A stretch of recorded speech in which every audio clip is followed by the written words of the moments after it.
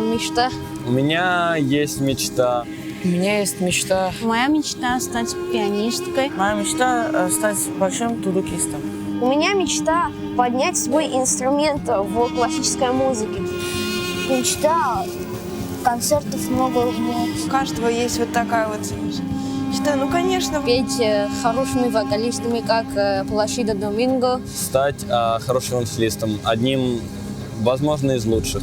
Быть большим музыкантом, концертировать в разных странах. Меня зовут Мери. У меня есть мечта.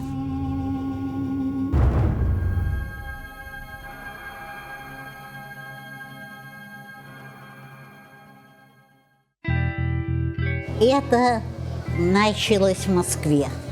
В Москве через год ровно это было продолжено в Армении. После страшного землетрясения надо было спасать талант нации, дать им возможность вырасти, дать им свет и надежду на то, что они будут продолжать учиться. И вот мы собираем плоды вот этой невероятно красивого, нужного, жизненного.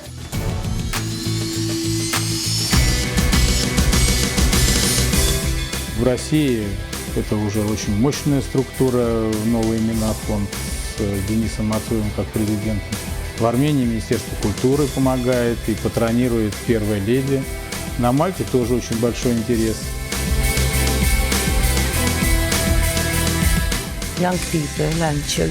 Все, что связано с детьми и молодежью, находится в центре моего внимания как президента. Поэтому я поддерживаю все проекты, в которые вовлечены дети, особенно если эти инициативы связаны с развитием потенциала детей в сфере искусства, музыки, культуры.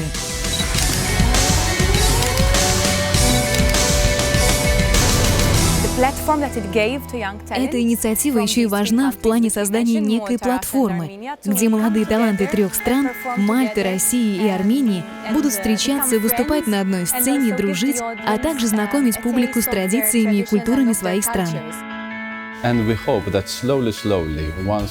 Так что мы надеемся, что потихонечку, в течение года или 2, наберем группу талантливых студентов и откроем своего рода подготовительный музыкальный колледж. На Мальте нет консерватории, пока, по крайней мере. Там мы начнем регулярное обучение этой группы детей, прошедших ежегодный конкурсный отбор для нашей программы, которая поможет их талантам развиться, даст им необходимые знания и укажет верное направление. Вот этот фонд, который был создан в 1989 году еще, здорово помогает развитию талантов. Я со своей стороны, как посол Российской Федерации, конечно, приветствую. Культура – это большая сила. И это чувствуется всегда, везде. Это было и раньше, когда существовал Советский Союз, и сейчас, когда Российская Федерация признана великим государством. Чтобы это было лицо нашей российской культуры. Этому учила нас всех, сотрудников новых имен, Иветта Николаевна Воронова, которая создала организацию, и этим мы занимаемся уже больше 26 лет.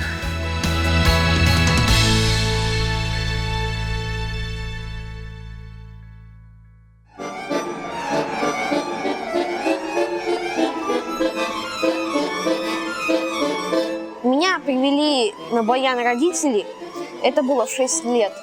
Я уже играю 5 лет, получается. 5-й год я обучаюсь на баяне.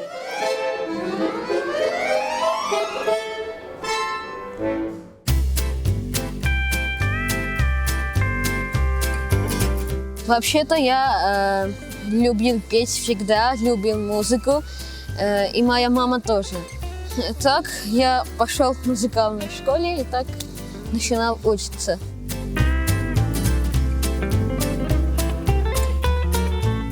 Я играю с 6 лет, ну, точнее, с 5 лет и 11 месяцев. Моя мама отвела меня на концерт, и там я впервые услышала канон. Мне очень понравилось, и я захотела научиться на нем играть.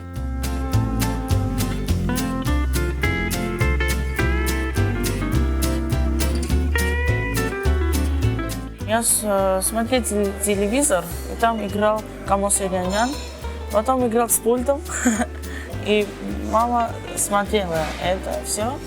Она мне сказала, что хочешь играть этот инструмент, а я сказала, да, очень хочу.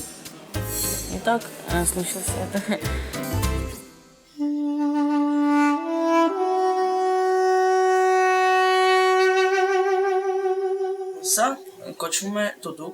Это называется дудук. Это армянский инструмент. Он имеет очень древнюю историю. Я очень люблю свой инструмент, потому что когда я что-то не могу выразить словами, то могу выразить это своей мелодией.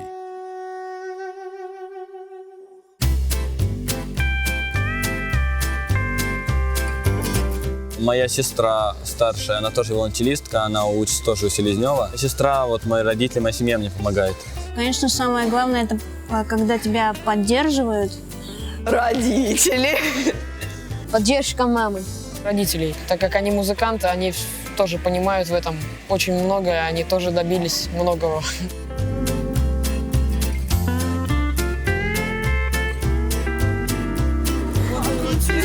Мне просто очень нравится спорт. Я люблю футбол, играю там в команду колледжа, играли вот недавно. У меня есть друзья, мы с ними играем в футбол. Компьютер. Вечером оставается время, я играю на компьютере, я киберспортсмен. Музыку слушаю, играю в пинг-понг, я очень люблю. Сильно занимаюсь с родителями зарядкой, качаю мышцы спины особенно, мышцы рук, чтобы носить баян. Смотрю телевизор, чуть-чуть отдохну и с друзьями. Прихожу со школы домой, делаю уроки, занимаюсь каноном, и для игр времени не остается.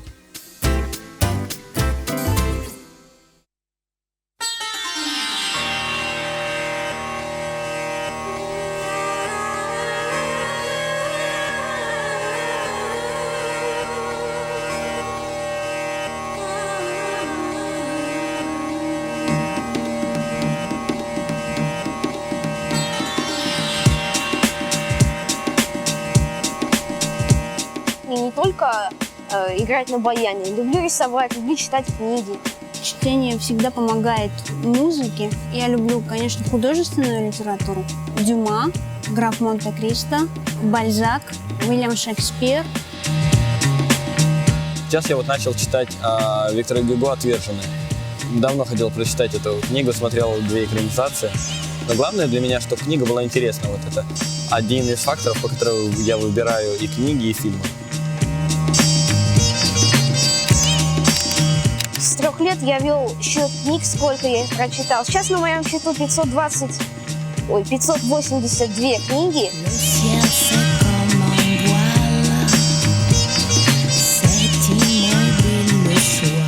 Я не хочу быть похожим на кого-то. Я хочу... Да, ну типа того. Я дружелюбный. Качество, которого я не замечаю, но о котором мне все говорят, это моя усидчивость и трудолюбие. Я люблю сидеть и корпеть над чем-то, добиваться чего-то, сам не замечать, как летит время. Еще, наверное, трудолюбие, конечно.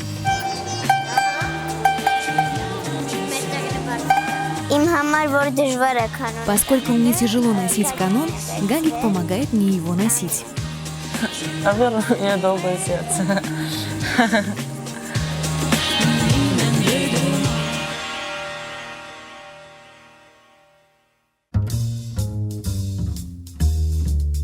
Извилист путь идолог, легко ли муравью из 1000 иголок нести одну свою?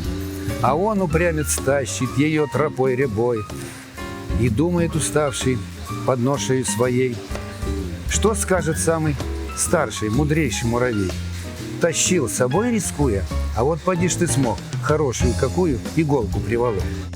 Вот здесь, мне кажется, вся суть наших детей, которые стремятся уже с маленького возраста к тому, чтобы научиться, а потом выйти на большую сцену и приносить радость нашим слушателям и зрителям.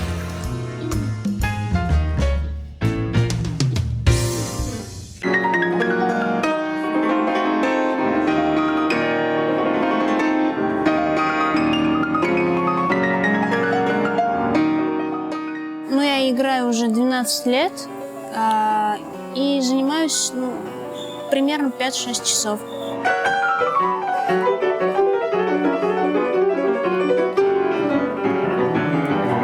Все время занят, иногда уже занят где-то до 8.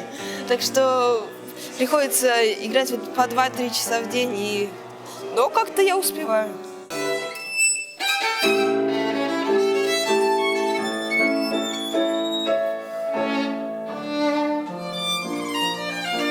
Если день после школы, то 4. А если свободный, то 5-6. Я занимаюсь, может, часов 5 в день, может, чуть больше. Но это зависит от того, насколько я нагружен.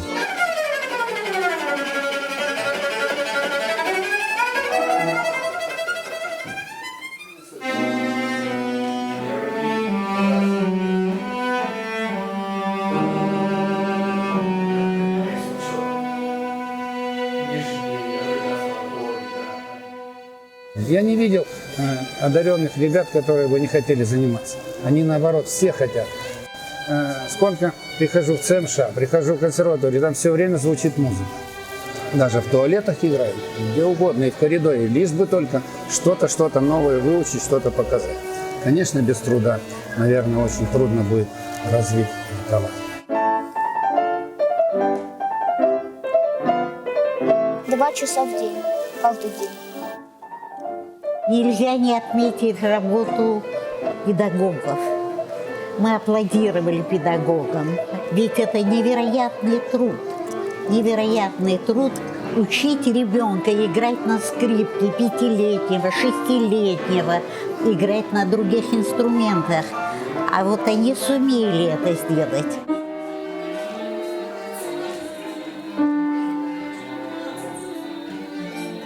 С голосом нельзя много заниматься, только с педагогом. В доме нельзя петь больше 30 минут, так. А с педагогом можно заниматься там 2 часа, час, да, вот. Люблю. Не могу без пения.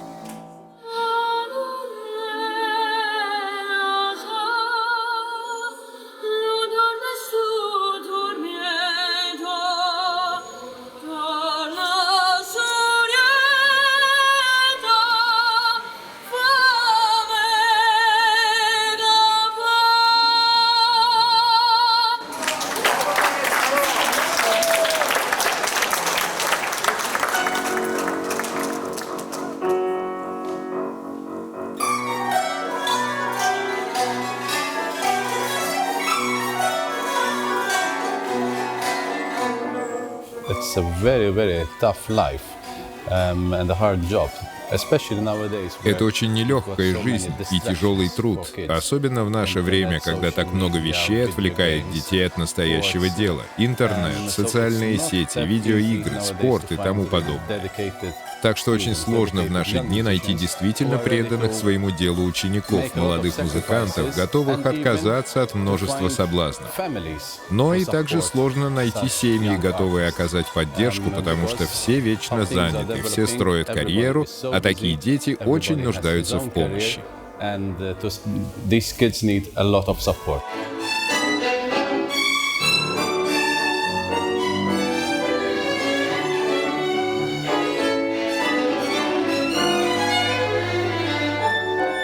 Они вокруг себя видят практически себе равных.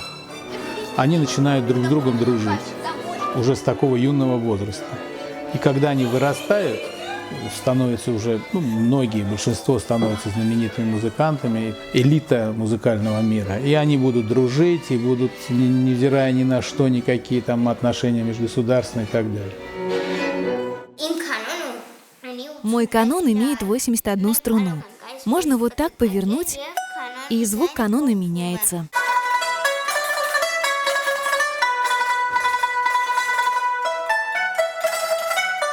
Я занимаюсь каждый день 6-7 часов. Я хочу стать педагогом.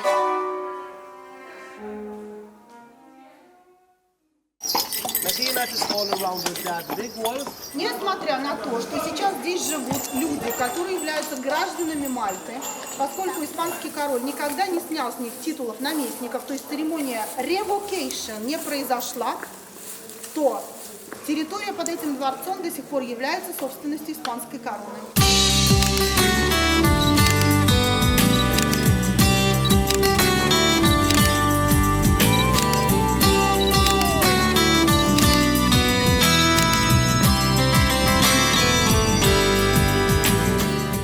Мне Мальта на самом деле очень понравилась. Мне вот здесь такие здания большие, типа пирамид. Мне это напомнило Древний Египет немного. В отличие от Москвы, например, на Мальте очень много растительности, и здесь очень хороший воздух. Мне здесь очень понравилось.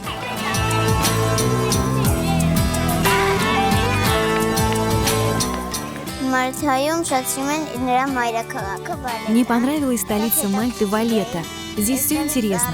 Здешние деревья очень необычные, очень красивое море. Когда мы на корабле путешествовали, было очень красиво.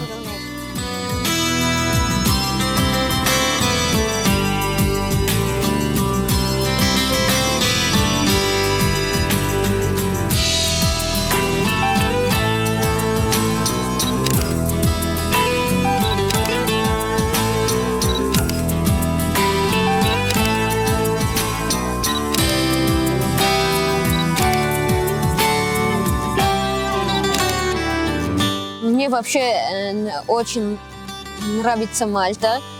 Очень красивый, древний город.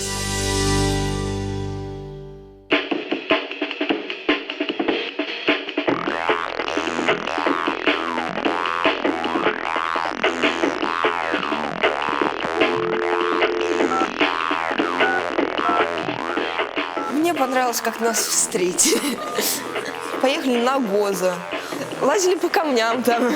Можно даже сказать, не природа, а вот просто вот сам остров понравился. Вот так вот можно сказать.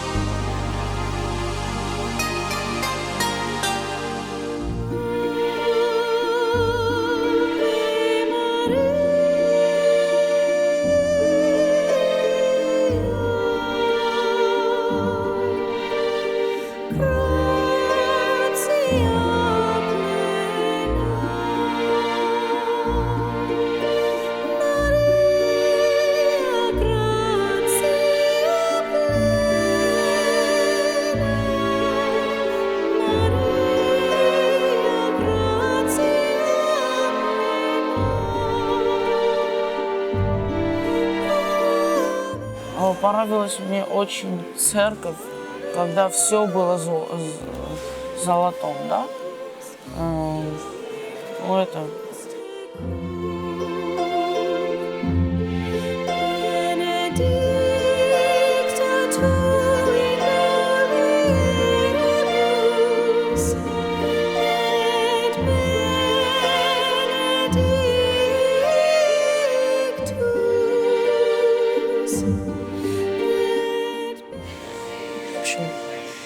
Это очень здорово. Море и то, что в ноябре плюс 25. Это запомнилось.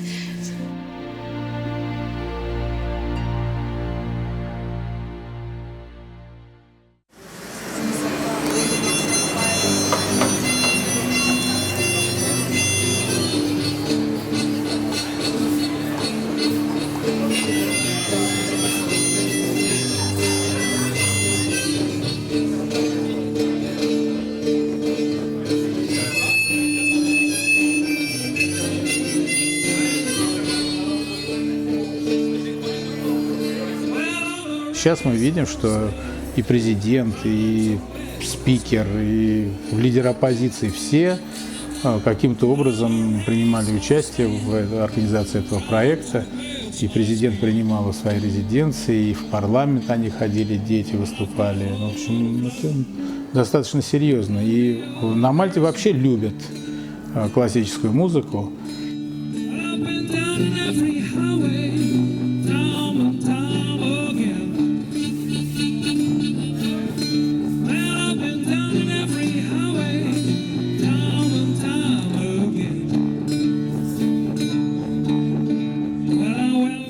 Поэтому я думаю, что этот проект получит развитие и будет поддерживаться, и в том числе и на государственном уровне.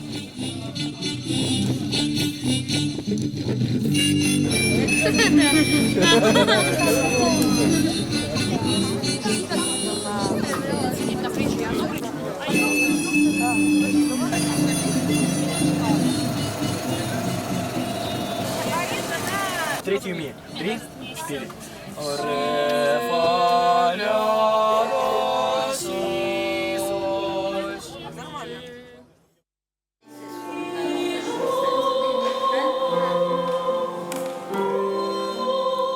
До этого баян был гармошкой. Сейчас же баян превращается в настоящий инструмент, способный конкурировать как со скрипкой и даже с фортепиано.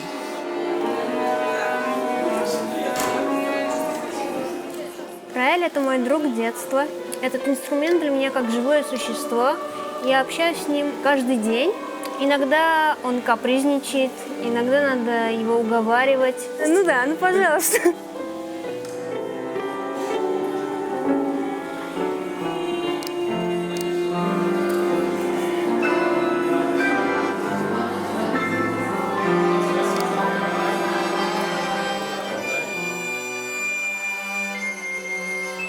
Это моя скрипка, ей 300 лет, она сделана в Италии, в городе Кремона.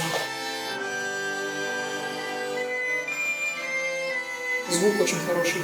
Может быть, его немного, как в других скрипках, но он очень красивый сам по себе.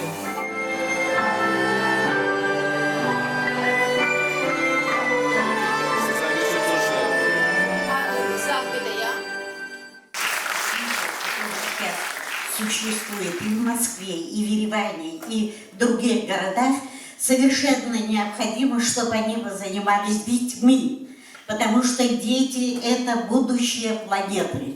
Дети – это будущие завтрашние граждане. И как мы их вырастим, таким будет мир завтрашний.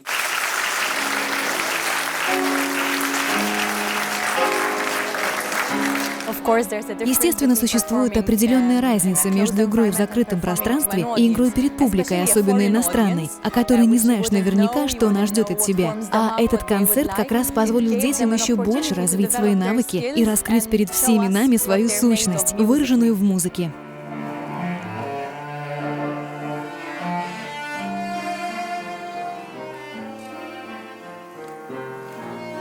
Самое главное, не считая техники, это, по-моему, в музыке это душа. Главное, чтобы можно было зацепить зрителя.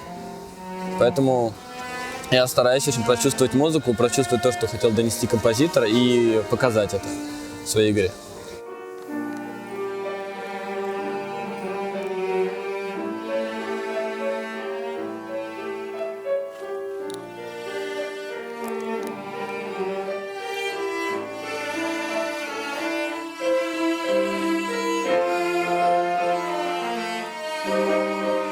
Я пытаюсь им отдать все, что я чувствую. Музыку пытаюсь им как-то отдать. Даже если они не музыканты, и они не все могут понять, но я пытаюсь им все-таки вот как-то это донести, всю эту красоту.